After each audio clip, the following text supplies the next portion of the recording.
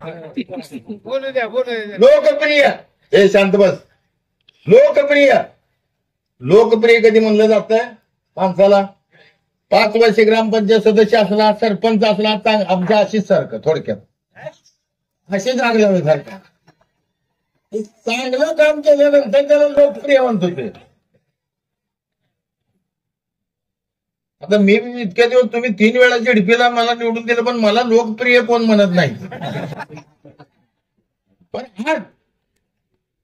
पण आजच्या पासून मी लोकप्रिय उमेदवार म्हणतो. 23 तारखेला लोकप्रिय आमदार म्हणणार आहे. कारण लोकप्रिय का म्हणायचं असतं? ज्या माणसाचा जनसंपर्क चांगला, जो सर्वसामान्य, दीन दलित, दुबळ्या, महिला, आबालवृद्ध ह्याच्यात जो मिसळतो, त्याला लोकप्रिय म्हणायचं. तर 5 वर्ष जनतेची सेवा चांगली केली असेल, एखादा आजारी पडलेल्या माणसाला मदत केली असेल, आर्थिक असेल, रस्त्याला अपघात झाल्यावर पडल्यावर त्याला उचलून नेलेला असेल, पाण्याची टंचाई असताना टँकर दिले असतील, बोर पाडून दिला असेल, अशा माणसाला लोकप्रिय म्हणायचं.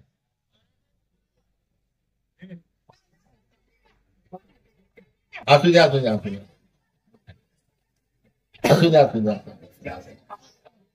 हे शांत बसा. आता उद्घाटन राजाभाऊच्या हस्ते आपण करूया. आमदार म्हणून उद्घाटन राजाभाऊच्या सुरुवात नारळ मी फोडला होता.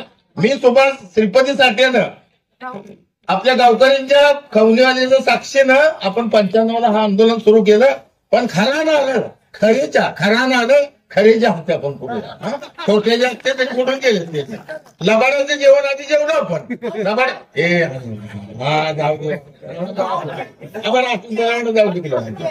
त्या कात्याला बसवा खाली, कोणतरी जरा पकडून बसवा खाली. माझ्या झाली बॅटरी ती चार्ज करायला गेली, त्याला सामान व्हायला लागले. बॅटरी 2 चार्ज होते आणि त्याला सामान व्हायला. हे सगळं आपल्याला माहिती आहे. इथं तो इतिहास नंतर आपण मांडू. 3 वेळा माझ्यावर प्रेम करून किती तर विरोध केला. भाऊ आमचे मनोहर भाऊ, राजन पाटील, दीपक गायकवाड पडला पाहिजे, दीपक गायकवाड. कवा ह्या पोखरापूरमध्ये मी हात सुद्धा जोडायला येत नव्हतो, मत सुद्धा मागायला येत नव्हतो. पण 1000 1,500 मताचा लीड मला पडायचा. सर्व जाती धर्माची, मराठा असेल, दीन असेल, दलित असेल, धनगर असेल, कोणत्या मुसलमान असेल, सगळ्या जाती धर्माची मतं मला. इथं 1 रुपया मला द्यावा लागत नव्हता.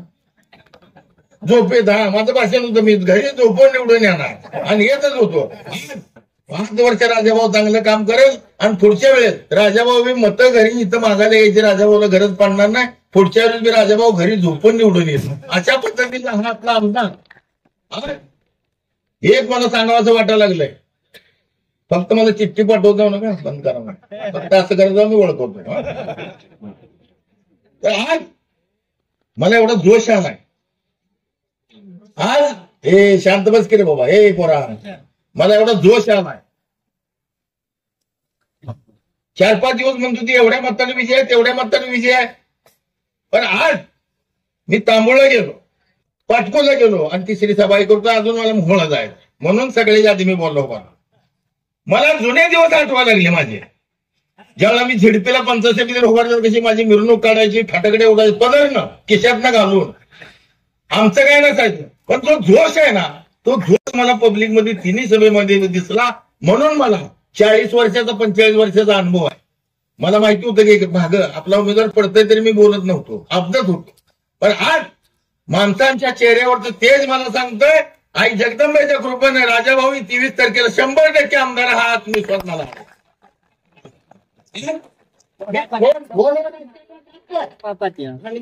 विषय तुम्हाला सगळं माहिती आहे. मला सांगा, तुमच्यासाठी मोहोळच्या पोरांनी उपोषण करायची काय गरज होती? मोहोळ काय तिकडे अनगरला गेलं का?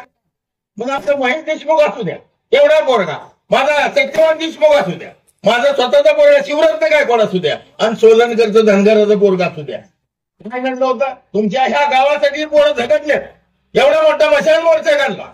तुमचा सहभाग होता नव्हता असं नव्हता. चेटपळचा होता, पिनूरचा होता, पोखरापूरचा होता, नरखेडचा होता. पण भोळवाल्यांनी भरपूर खंड लढवले. हे विसरून चालणार नाही. आणि आज तुम्हाला सांगतो, ही जी आम्ही एकत्र मंडळी आलोय का, ही एकत्र मंडळी आम्हाला कुणी आणलंय? हे अरे गप की बाबा, विजू उमेश दादा पाटील मी एकमेकाच्या विरोधात लढलो. जिल्हा परिषदला 5-6 वर्ष झाले. आज विजयदादा असतील, मानाजी बापू असतील, सर्जेराव चौरे असतील, आपला चरण चौरे असेल, अशी कितीतरी सगळी मंडळी ह्या आम्हा लोकांना राजन पाटलांनी एकत्रित आणले. म्हणजे स्वतःचा खड्डा JCB स्वतःच खाणलाय. लक्षात आलं का तुमच्या? स्वतः त्यात बसायचं आहे, पण स्वतः JCB लावून खड्डा खाणलाय. आता फक्त आपण माती टाकलायची आहे. कसा आम्हाला एकत्रित ही मंडळी एकत्रित आणू नसते, पण अनगन आपणची निर्मिती करून अन्यायकाराची निर्मिती तुम्ही केली तर ते 100 गुन्हे झाल्यानंतर त्याचा अंत असतो. त्या पद्धतीने त्यांचं 9,999 गुन्हे त्याला लय मोठावर होता. कंसाला 100 गुन्हे काही कर चालतंय, पण ह्याला 1,000चा वर होता राजन पाटलाला. 1000 गुन्हे करा, पण 1000च्या वरचा झाला की तुम्ही संपवला. 1000च्या वरचा अप्पर तहसीलचा गुन्हा केला. 999 गुन्हा ठिकेदारांचा केला. आमच्या त्यांच्यावर आरोप केला जातोय की त्यांना पैसे देऊन बोललं, ही बोललं, ती बोललंय. सगळं माहिती आहे. त्यांनी न बोलवता आले. आणि परवा ते व्हॉट्सअपवर वाचलं त्यांचं भाषण राजन पाटलाचं. काय भाषण? तर त्यांच्यावर 5 कोटीचा गुन्हा दाखल केला. आता तुम्ही काय मागा माझा 7-8 कोटीची इस्टेट आहे, मग ती विकायची म्हणलं तर ती 5 कोटी पहिला आपल्याला भरावं लागतं. कोर्ट अर्ज करला 5 कोटी भरायला राहिलेले, मग मोहळा येऊन राहावा. पण ती लोकांना घेऊ तर देईल का जमीन हो तुमची? कसं बी देणार नाही, घेऊ बी देणार नाही. तरी मंडळी नो आज ह्याच दोषानं लढायचं आहे. आणि किमान ही लाख म्हणते ती, ही म्हणते ती, पण मिले पुढे जात नाही. आता आपण 50,000ची लीडला आलोय. किती कातरायचं ती कातरा म्हणायचा. तो रोज 1,000 मतं आमची कातर, रोज 2,000 आमची मतं वाढायला लागली. ती ध्यानाची काय सतीश जगतापनं जे संचालक आहे ते, त्या संचालकांनी सगळ्यांनी मिळून मोठी मिटिंग घेऊन, तुम्ही तो बारका पाठिंबा समजू नका. 7-8 संचालक म्हणजे मोठी ताकद असते. त्या 7-8 संचालकांनी आपला पाठिंबा दिला. तो जकराय कारखान्याचे चेअरमन, जकराय कारखाना म्हणजे काय बारकी पिठाची चक्की न, मोठ्या कारखान्याचे कितीतरी मोठे नेटवर्क असते, कितीतरी चिटपा असते, कितीतरी ट्रक मालक असते, ट्रॅक्टर मालक असते, ऊस मालक असते. हा सगळा पाठिंबा एवढा मोठा आपल्याला मिळाला. आज ही सगळी मंडळी आपण शिवसेनेत लढत असताना 54,000 एकदा मतं घेतली, 44,000 एकदा मतं घेतली, 69,000 मतं घेतली, पण विजय का आपल्या पदरात पडला नाही. कारण त्यावेळा ही विजयराज आपल्या बरोबर नव्हता. लक्षात आलं का? म्हणजे विजयराज डोंगरे त्याला द्यायला राजा पाटलाचं सगळं उदं. पण ही मंडळी विजयराज दादा असतील, मानाजी बापू असेल, चरण चौरे का बिचारा होता, दीप सुद्धा तिकडे होता. ही सगळी मंडळी आज काकासाठी जर काही एवढं मोठं माणूस 24 गावामध्ये काकाचा दबदबा आहे, काकाला म्हणणार वर्ग आहे. 84 वर्ष झालं, 3री पिढी सुद्धा आपल्या स्टेजवर आली त्यांची. वडोळा बघितलं असेल, आजा संघ, पोरग संघ, नातू भाषण करत एवढे. आणि मनोहरभाऊ तिथं, विजयराज डोंगरे तिथं, विजयराज डोंगरेचा पोरगा म्हणजे पुतण्या तिथं. 3 पिढ्या. ही 100 पिढ्याची दादागिरी संपवायला 3 पिढ्या इथं स्टेजवर उपस्थित झालेत म्हणून मला आत्मविश्वास वाटतोय. आई जगदंबे, धनजी विठोबा यात यश देणारा हात मला आत्मविश्वास वाटतो. एवढं बोलून राजाभाऊ खरे यांच्या तुतारी या चिन्हावर आपल्याला मशाल पाहिजे होती.